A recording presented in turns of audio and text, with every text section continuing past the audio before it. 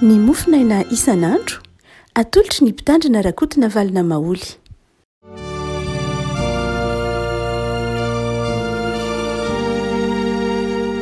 Falimiraba antsika revako malala tratra ity alatsinainy fa 20 ny volana jolay ity ny mofinaina valahatra ao tsika anio dia ny timoty faharotoko fatelo timoty faharotoko fatelo andiny fafolo ka hatramin'ny fafitambin'ny folo timoty faharotoko fatelo andiny fafolo ka hatramin'ny fafitambin'ny folo aminaran'i Jesosy.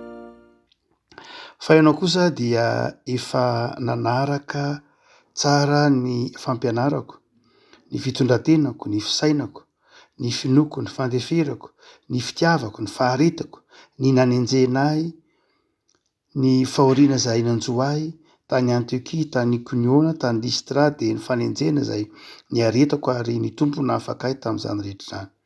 Eny izay rehetra teo velona amin'ny toepanaraka an'Andriamanitra izay eo amin'ny Kristy Jesosy dia injehina.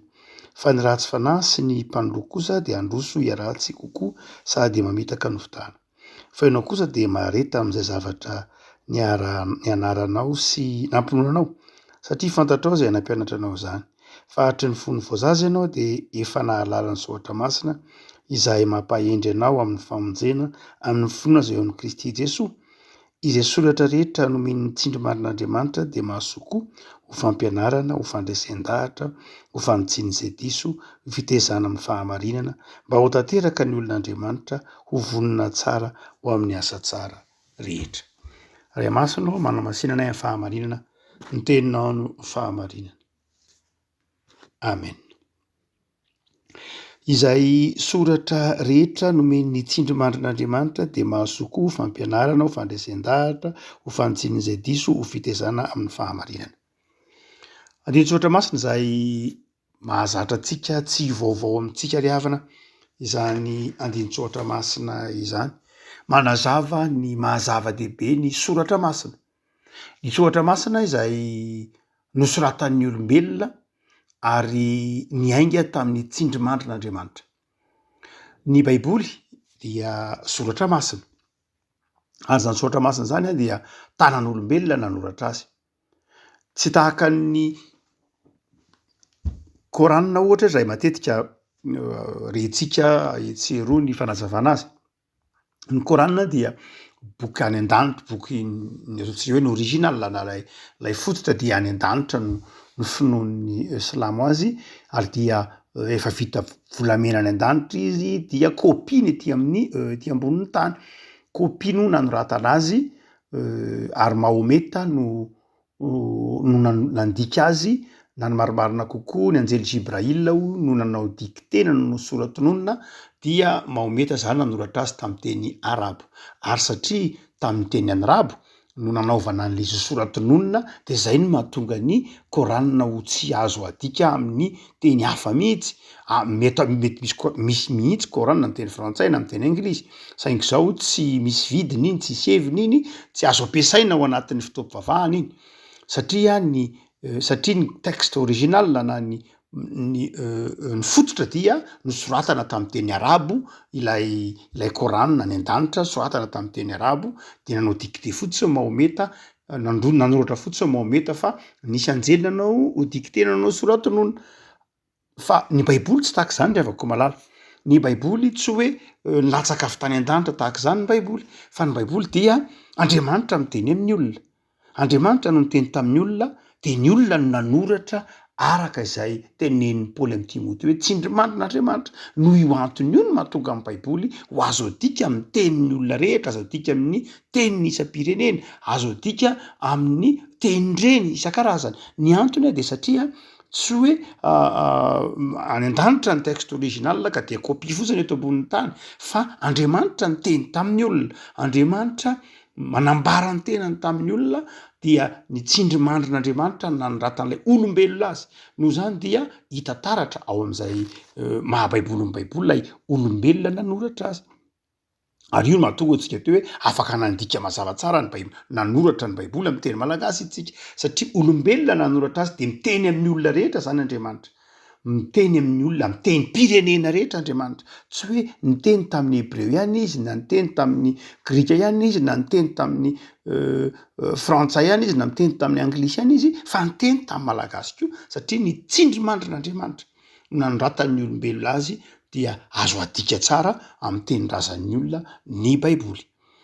Dia teoriana moa zany vao tena takatry ny olombelona ny toe-javatra tahaka zany fa tany am-boalohany ange Baiboly latinina foana nampiasain'ny olombelona fa teoriana vao natakatra ny olona hoe aitoko kay moa ny Baiboly tsy mitovy amin'ny Korana ohatra, aitoko kay moa ny Baiboly dia tenin'Andriamanitra, Andriamanitra miteny amin'ny olombelona ary Andriamanitra miteny amin'ny olombelona, ny olombelona de nomen'Andriamanitra ny teniny avy, Andriamanitra ny avian'ny teny, tsy ny olombelona, tsy misy ny olombelona tsy mahay mamorona teny fa avy amin'Andriamanitra ny teny.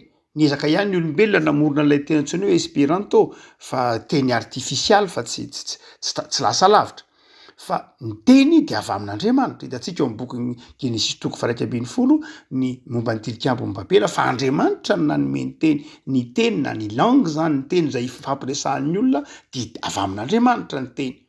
Voajanahary nomen'Andriamanitra ny teny. Noho zany de raha Andriamanitra miteny amin'ny olona dia miteny amin'izay teny nomen'Andriamanitra ny olombelona. Noho io antony io no mahatonga antsika afaka mandika ny Baiboly amin'ny tenin-drazan'ny olona ary fahadisoana aza ny tsy fandikana ny Baiboly amin'ny tenin-drazan'ny olona tsirairay avy. Ezaka ataon'ny mpino rehetra eran-tany ny hoe mba manana ny Baiboly ny tenin'ny andavanandron'ny olona, mba manana an'izany ny Malagasy, manana an'izany ny Frantsay, mba manana an'izany ny Anglisy, mba manana an'izany ny Sénégalais, mba manana an'izany ny ataontsika hoe ny Vietnamiana arak'izay mety ho teny itenenan'ny olona andavanandro.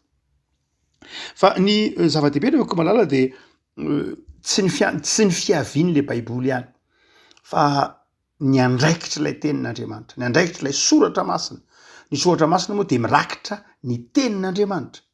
Teny nosoratana de manjary soratra masina. Ny Baiboly de mirakitra ny tenin'Andriamanitra. Ny soratra masina de mirakitra ny tenin'Andriamanitra. Ary dia io soratra masina io zany hoy Paoly dia manana andraikitra 5 raha mampianatra ny Timoty izy, raha hiainga ny Timofina ty fotsiny ihany isika dia hoy izy manao hoe misy andraikitra 5 ny soratra masina io, ny antony ilana azy. De voalohany hoy Paoly hoety mampianatra izy. Lay teny ampiasain'ny Paoly dia didaskaliana zany hoe milaza ny teny frantsay hoe didactique dia avy amin'izany teny zany dia milaza fampianarana. Ina dia teny hoe fampianarana lay teny hoe didaskaliana de milaza hoe fitaovana hoentina manavaka zavatra zany hoe mampianatra mampahafantatra ny dikan'ny zavatra. Manome ny soratra masina zany de mampahafantatra antsika ny zavatra maro samihafa mitranga, ny dikan'ny zavatra mitranga, ny hevitry ny zavatra mitranga. Ampiasaina zany ny soratra masina ho fitaovana izay mampianatra antsika, hoentintsika mianatra ny momba an'Andriamanitra, momba ny olombelona, momba ny fiainana. Dia arak'izany rehefa koa malala adiditsika ny mampianatra ny soratra masina dia ilaina ho ampianarina. Fa tsy hoe ilaina ho ampianarina ihany izy, fa ilaina koa ahafantarana ny zavatra tokony ho ampianarina sy ny tsy tokony ho ampianarina. Ny soratra masina tsy hoe fitaovana ampianarina tahaka ny ampianariny olona misy be dehibe mampianatra ny ohatra hoe mampianatra ny Korana ohatra be dehibe no mampianatra ny ilaina le hoe fianarana le soratra masina. Tsy dikevitra zay ny dikany hoe sekoly alahady, zay ny dikany hoe fianarana ataontsika hoe soratra masina ny andavanandro. Fa tsy lay hoe fianarana soratra masina ihany fa lay hoe didaskaliana de zao koa hoe mahatonga anao mahay manavaka le soratra masina dia rehefa fantatrao de ny dikana faharoa mahatonga anao mahay manavaka ny tsara sy ny ratsy, mahatonga anao mahay manavaka ny mety sy ny tsy mety. Ny antony ampianarana le soratra masina zany tsy ho fianarana ho amin'ny famenoana saina sy fahalalana fotsiny. Zay ny dika teny hoe didaskaliana, tsy hoe mameno loha amin'ny soratra masina hoe verset biblika ay be dehibe, ay ny dikan'izao, tsy zay ihany.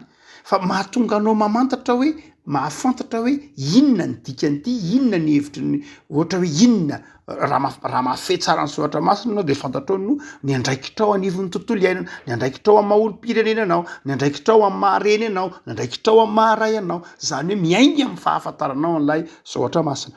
De hoy Paoly manao hoe ny soratra masina de tena ilaina mihitsy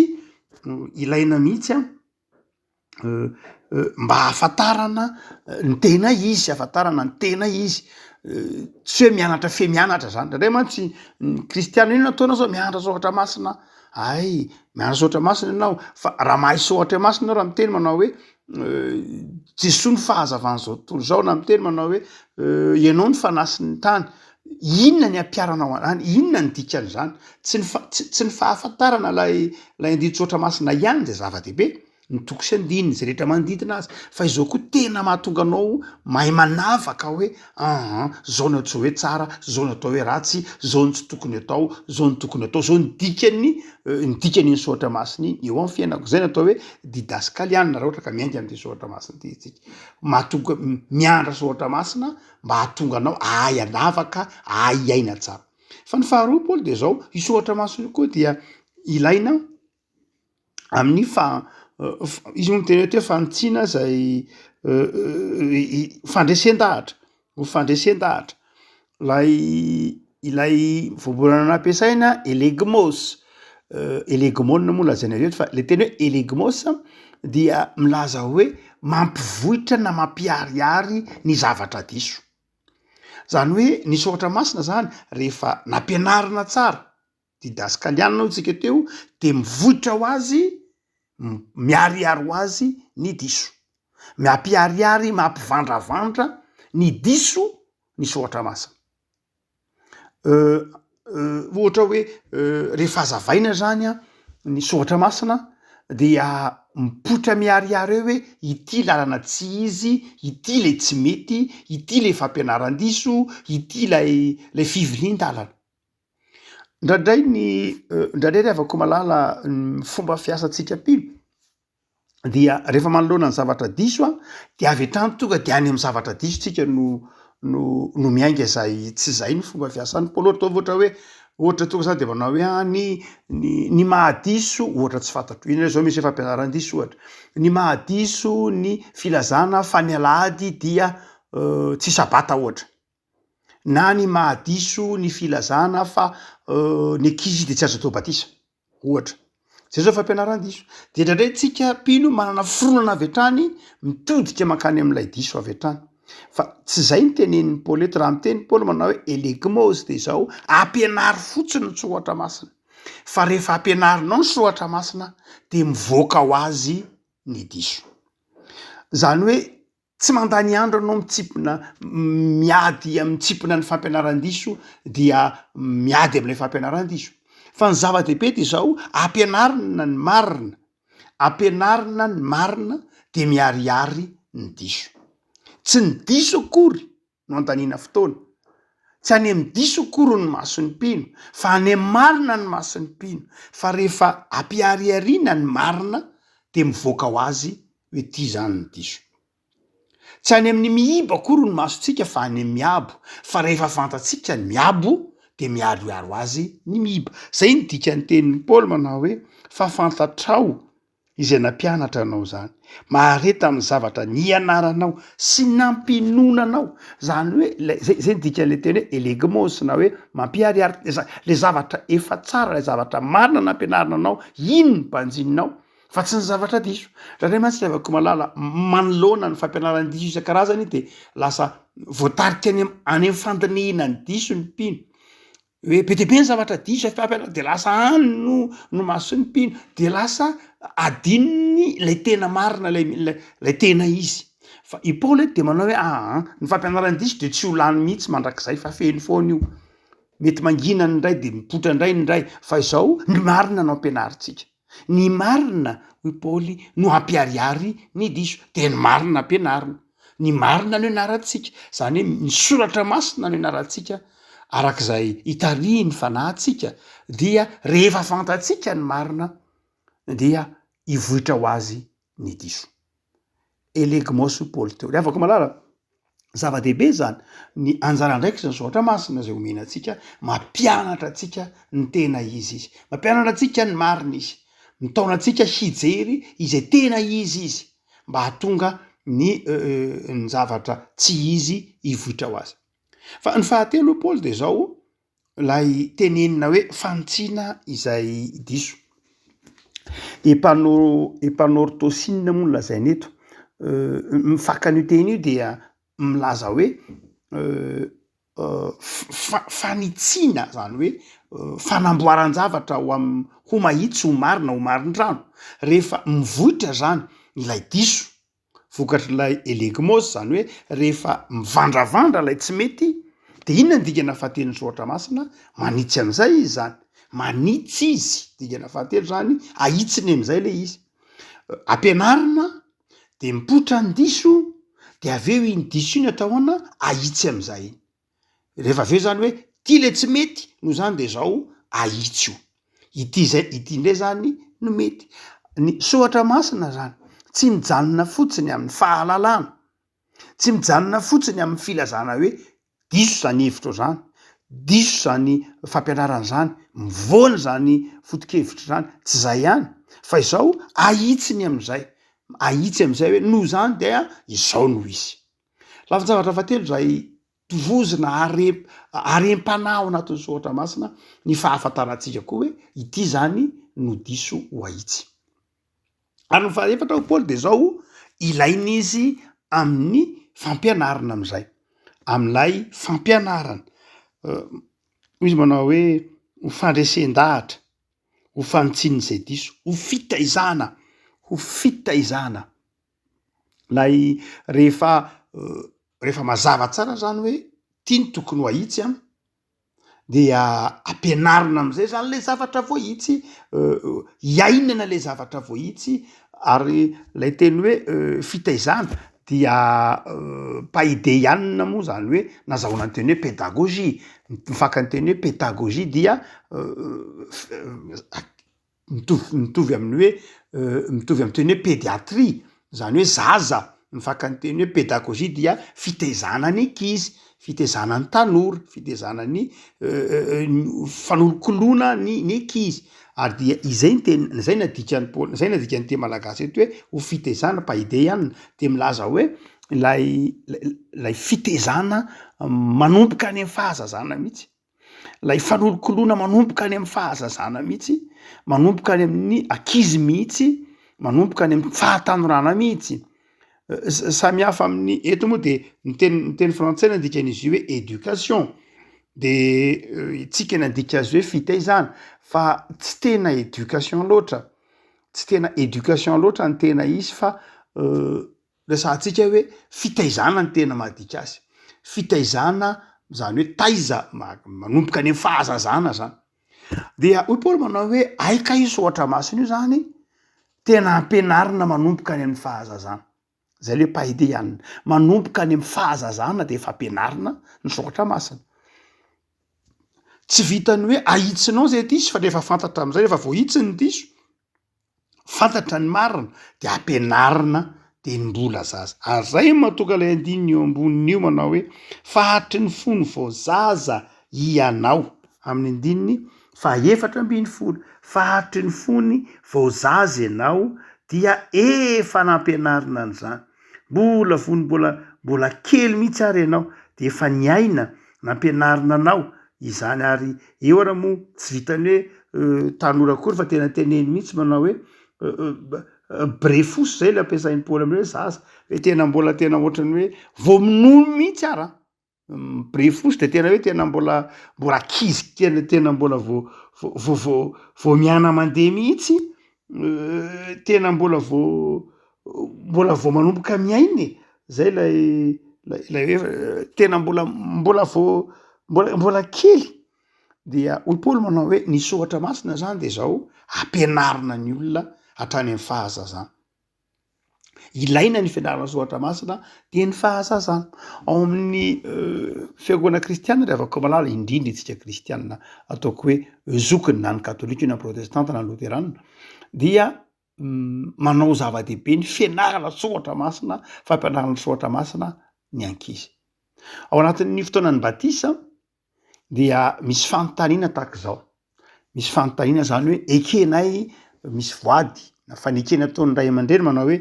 zahay de manaiky ampianatra ny zanakay ho isan'ny mpianatra sekoly alahady, manaiky zay ampianatra azy ny sekoly alahady, zany hoe mbola ao anatin'ny fahazazana.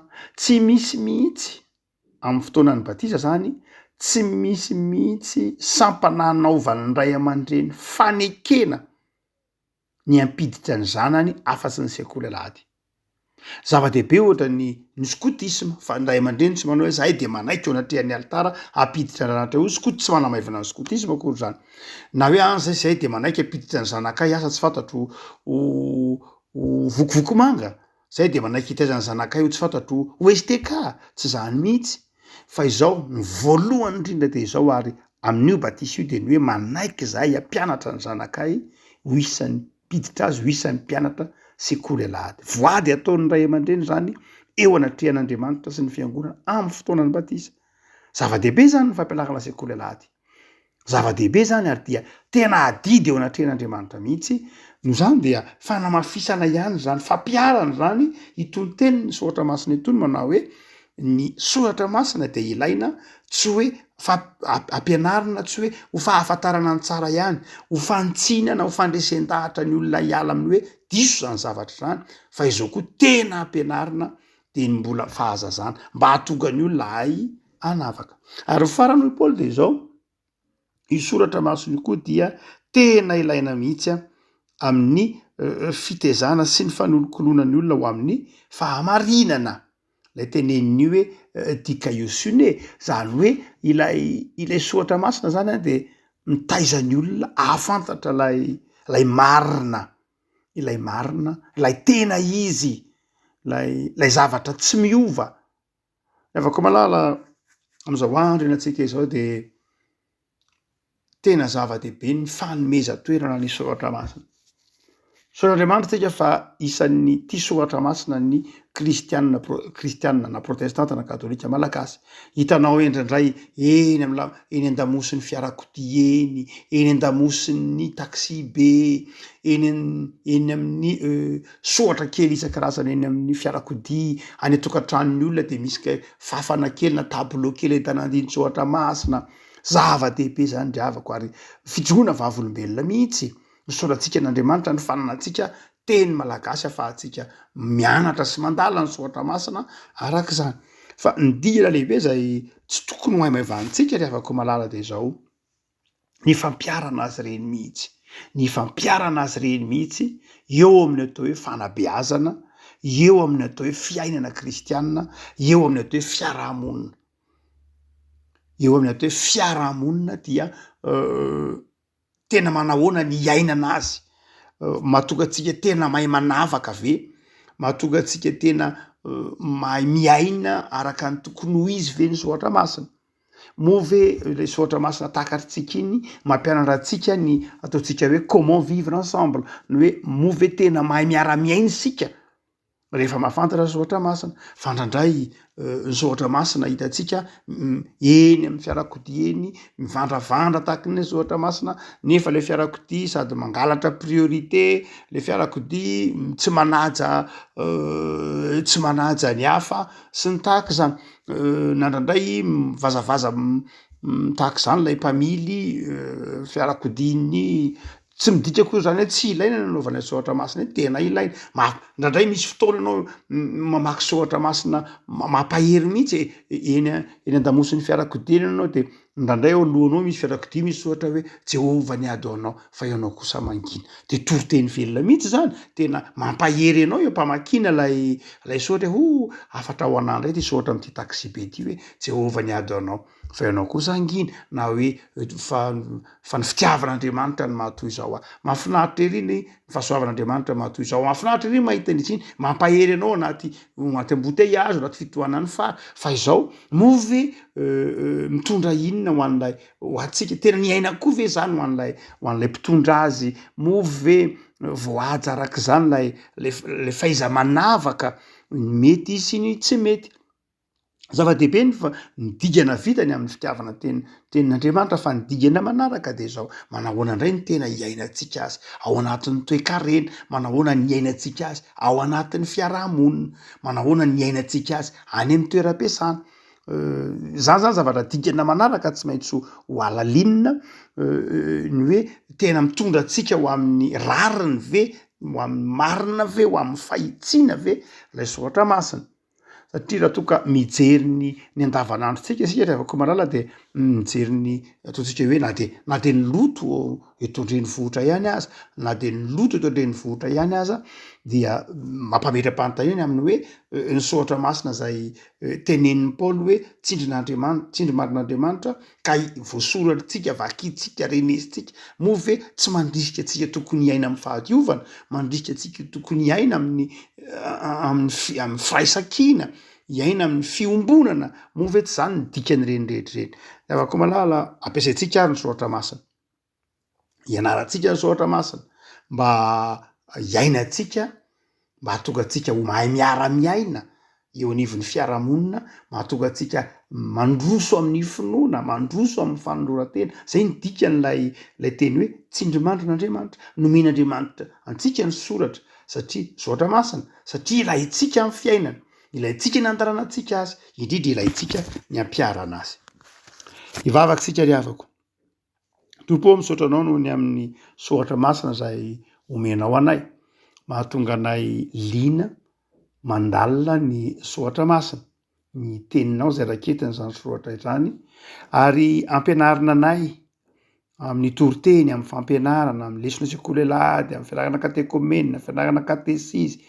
Misaotra tompo ny amin'izany teninao azonay alaliny zany, fa mahatonga anay mahafantatra ny tena izy, mahatonga anay mahafantatra ny marina ka miala amin'ny adisoana, mahatonga anay koa afaka mandresy lahatra, mampivohitra ny fampianaran-diso amin'ny fampianarana tena izy.